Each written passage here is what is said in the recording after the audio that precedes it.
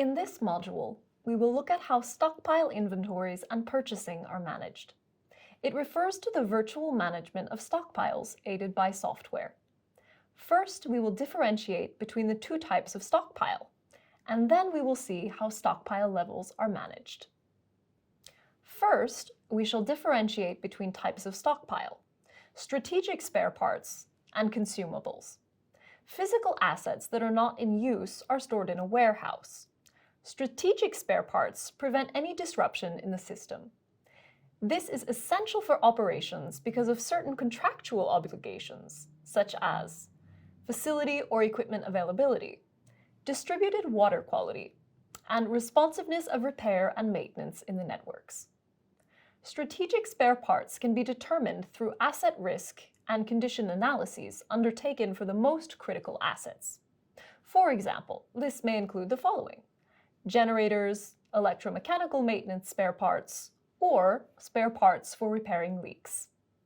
Consumables are regularly required and therefore generally apply to less expensive equipment or small spare parts, such as probes for sensors or seals and bearings for pumps. Then, to ensure that maintenance can be carried out correctly, stable stockpile levels are necessary. For this, stockpile thresholds are defined. Each threshold is related to how long a stock is available, estimated on the basis of standard consumption. There are 4 thresholds. The safety threshold corresponds to a stockpile minimum, which, ideally, should never be reached. This stockpile will last for 3 months. The warning threshold value corresponds to the point at which a stock order must be passed in order to avoid any risk of disruptions. It will also last for 3 months. The minimum threshold value corresponds to the sum of previous stockpile levels. Thereby, it is estimated that the stockpile will last for around 6 months. The maximum threshold value corresponds to the maximum number of spare parts stored in the warehouse, without over-stockpiling an item in relation to its standard consumption.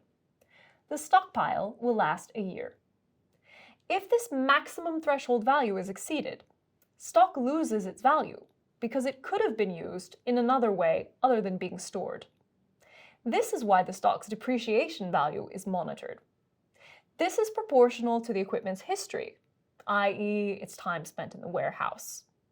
It is estimated that under a year, there's no depreciation. In between 1 and 2 years, there's 50% depreciation. And above 2 years, there's 100% depreciation. However, exceptions do exist when the maximum threshold is exceeded. This is the case when an asset becomes obsolete, i.e., it is no longer manufactured. In general, the manufacturing of spare parts continues for a few years.